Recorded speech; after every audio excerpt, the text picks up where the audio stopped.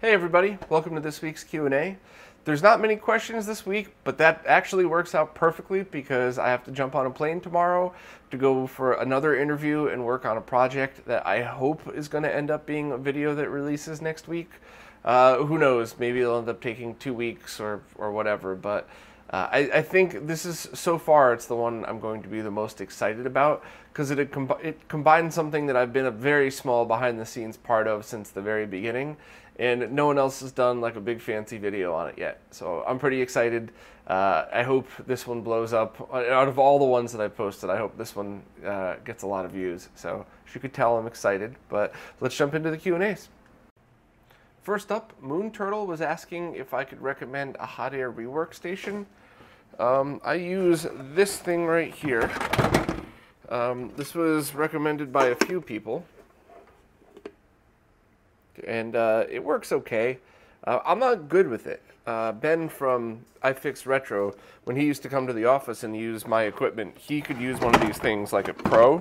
And for me, it just, you know, when I'm doing small boards, I end up like knocking components off because you know, the hot air will blow over, and then like I'll move the board and, you know, the components get all gooey, and you know, it kind of, I'm not really good with it, and I need a lot more practice. So the times that I was using it to rework bigger stuff, it worked fine, but I don't know, it's a whole other skill set I really need to work on, but I'll try to get the link for that one.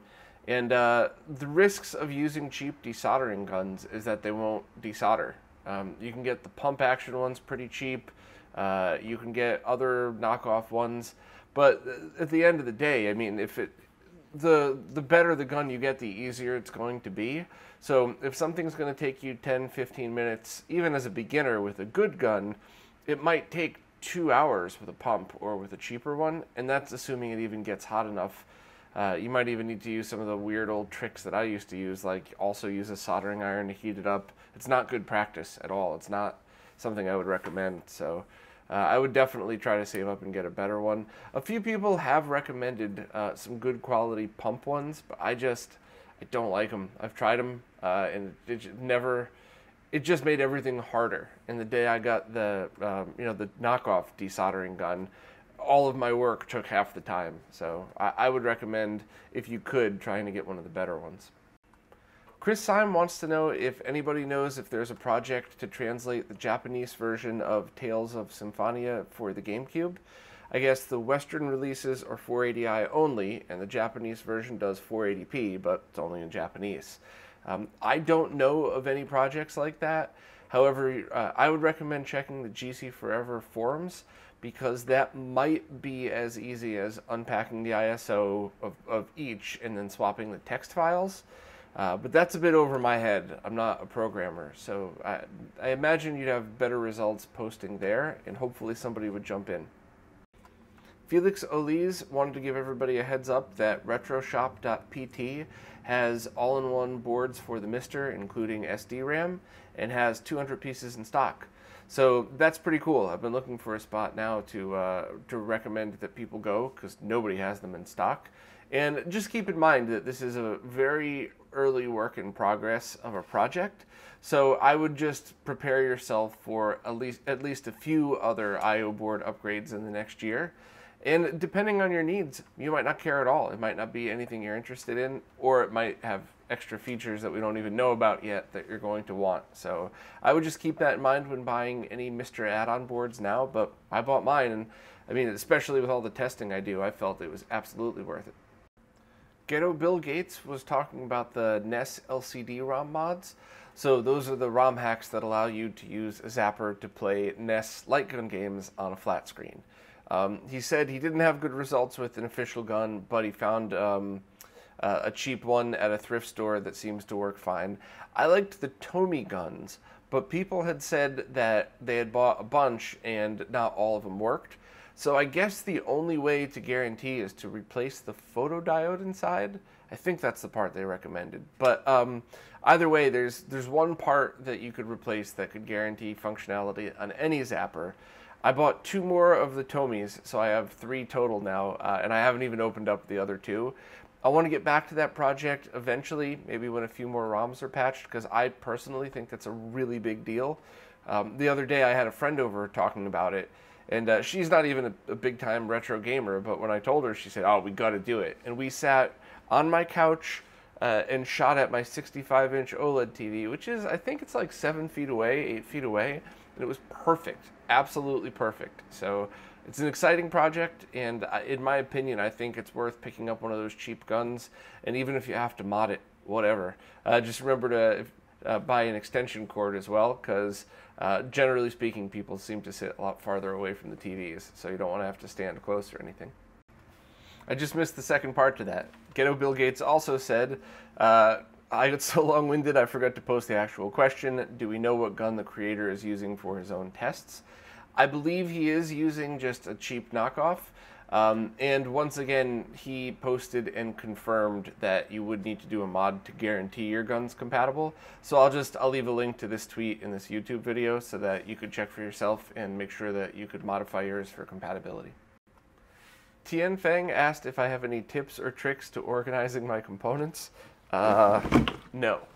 Here is pretty much the drawer that I jam everything in, and you can even see behind me I have a pile of stuff on top of and alongside of my monitor there that I'm working on, and I have a few other things, places that I keep things. For me, I need to maximize the amount of space that I use because I'm in a little apartment. So for what I do is things like label kits. So I'll have like Sega Genesis cap kits. I put everything in corresponding bags. Things like 680 ohm resistors, things that I use all the time. I just label and put in bags. But if I had the space, what I would actually do is either buy.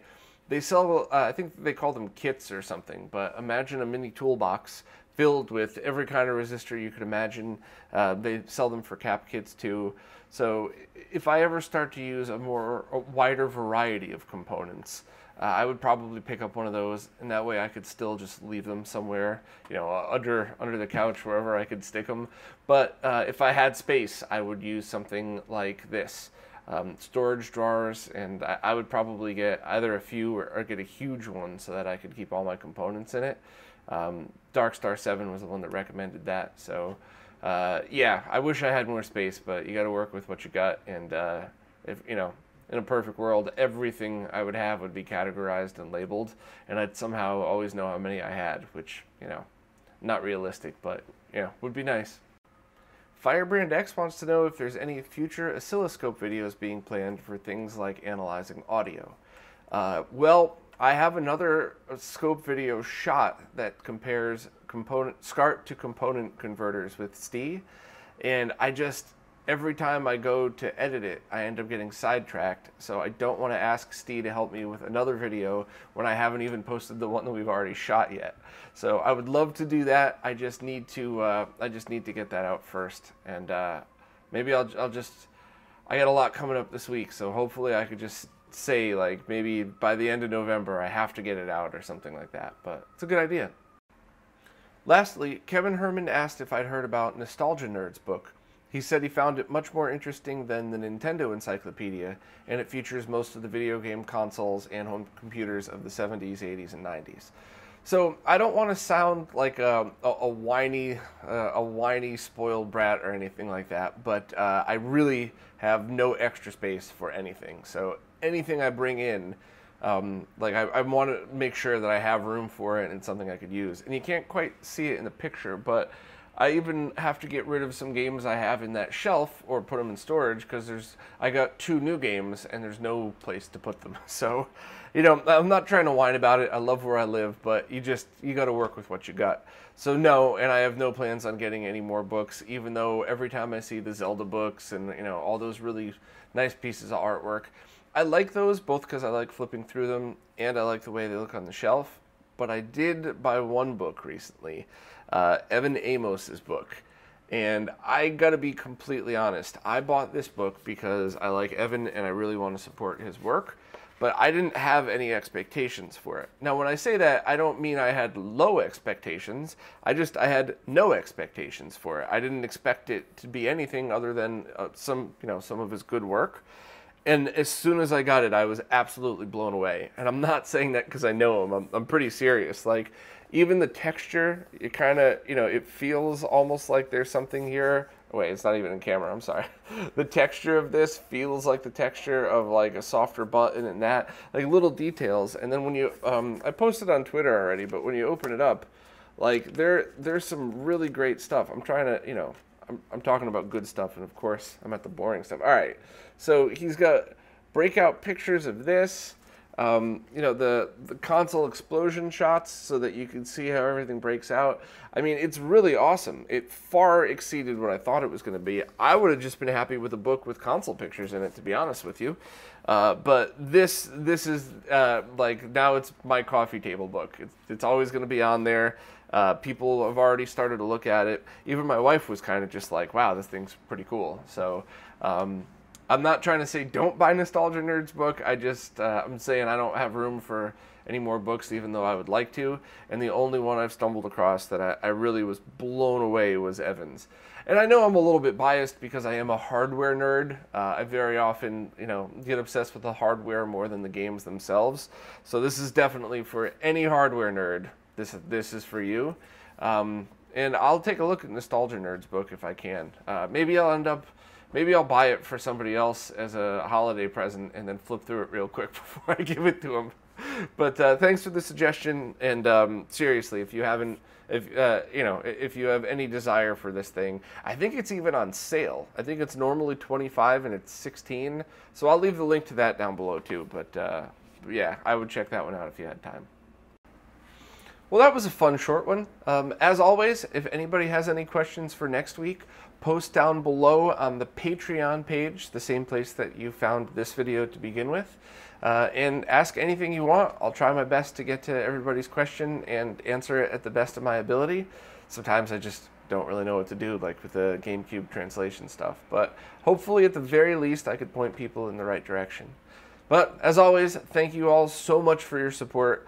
I could never do any of these without you, so I really appreciate both the support and participating in all this fun stuff like the Q&As.